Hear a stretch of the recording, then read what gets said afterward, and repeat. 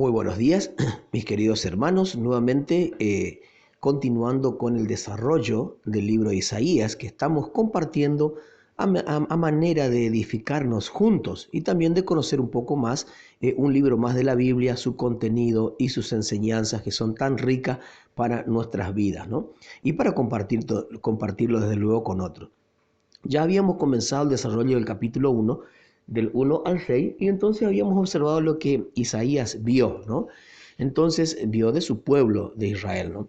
Entonces, hoy vamos a mirar lo que Isaías prometió, que vamos a observar desde el capítulo 2, versículo 1 al capítulo 4, versículo 6. Vuelvo a decir, no es un estudio exhaustivo, exegético, sino simplemente una pequeña meditación para compartirlo juntos, ¿no? Bien, nosotros vemos qué es lo que Isaías prometió, ¿no? Lo que él había proclamado de la obra futura de Dios. Bueno, él había visto el templo del Señor, ahí como nos muestra en Isaías 2, capítulo 2, versículo 1 al 5. Isaías contemplaba el tiempo futuro en que el reino de justicia de Dios sería establecido y el templo se convertiría en el centro de la adoración al Señor a nivel mundial. En el tiempo de Isaías, no sé si recordarán, los judíos estaban adoptando la adoración a los dioses falsos de los gentiles. Pero llegaría el tiempo en que los gentiles abandonarían sus ídolos para adorar al Dios verdadero de Israel. Las naciones también dejarían sus armas y sus guerras. Estas promesas no deben ser espiritualizadas, te quiero recordar, pero sí aplicadas únicamente a la iglesia, porque describen un reino literal de justicia y de paz. El templo judío será reconstruida y la palabra de Dios saldrá de Jerusalén para gobernar a todas las naciones del mundo. También Isaías, por medio de la revelación de Dios, había visto el día del Señor. Desde el capítulo 2, versículo 6 al capítulo 3, versículo 26. Se refiere a aquel periodo de tiempo en que Dios va a enviar juicio sobre las naciones y a purificar a Israel en preparación para la venida de su rey, para imperar en Jerusalén. El día del Señor es descrito también por Juan en el libro de Apocalipsis, por los profetas Isaías, que nosotros vemos que él es el que está trayendo el mensaje, también por Ezequiel, por Joel, por Sofonías y por Zacarías. Y por el Señor Jesucristo cuando él habla en Mateo capítulo 24 y también hay en Marcos capítulo 13 y Lucas 21. ¿Qué va a pasar aquí? Será un tiempo de terrible sufrimiento. El medio ambiente será devastado y millones de personas morirán, ¿no? Pero tenemos que observar algo muy importante aquí. Él dice, en aquel día. Bueno, ¿por qué Dios va a juzgar a su pueblo? Dirían ustedes, o nos haríamos esa pregunta inquietante, ¿no? Bueno, va a juzgar a su pueblo a causa de su idolatría, avaricia, orgullo y explotación de los pobres. Ahí él muestra esto en el capítulo 2, versículo 6 al versículo 22.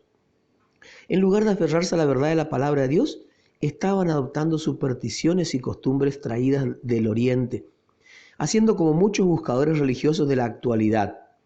Piensa, el crecimiento de las religiones orientales en el mundo moderno occidental no es un fenómeno a la vez pavoroso y desafiante.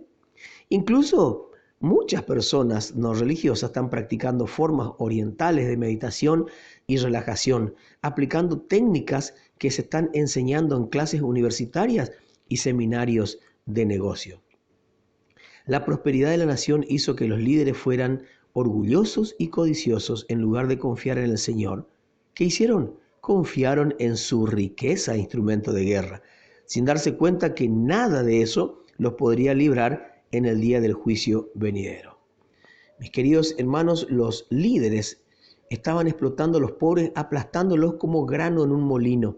Dios no está dispuesto a permitir que su pueblo sea orgulloso y confíe en su propia capacidad, sino que va a humillarlo y cortarlo como árboles en un bosque. Jehová solo será exaltado en aquel día, cuando los hombres traten de huir de su ira y descubran la futilidad de sus ídolos y las consecuencias de sus pecados.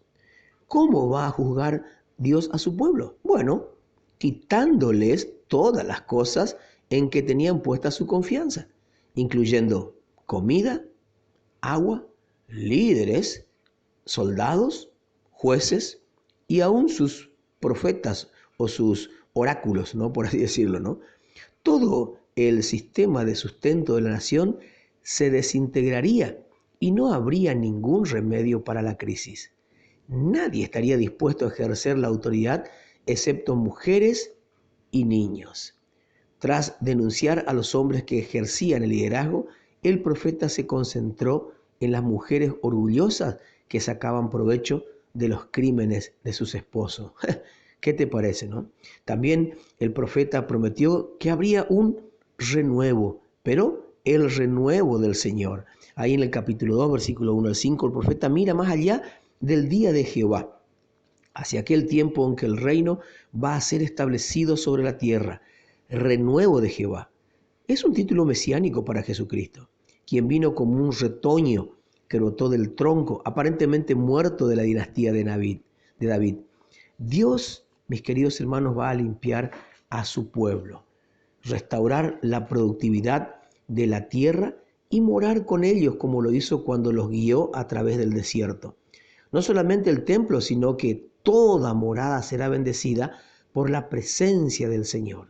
A diferencia del tiempo de Isaías, en aquel día el pueblo será santo, o sea, apartado, y la tierra estará llena de la belleza y de la gloria de Dios. Bien, vamos a dejar hasta aquí, ¿no, mis queridos hermanos? Y vamos a observar en la próxima lo que Isaías cantó, ahí del capítulo 5, versículo 1 al 30. Si tú quieres, puedes ir leyendo como para ir teniendo un poquito de conocimiento acerca de esto.